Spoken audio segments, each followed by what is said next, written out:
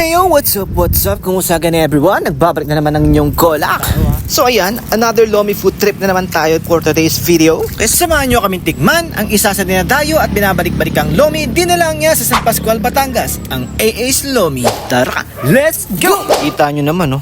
Pagpasok pa lang natin ay talaga namang napakarami ng mga customers. Mukhang di naman dinadayo tong lomihan na to.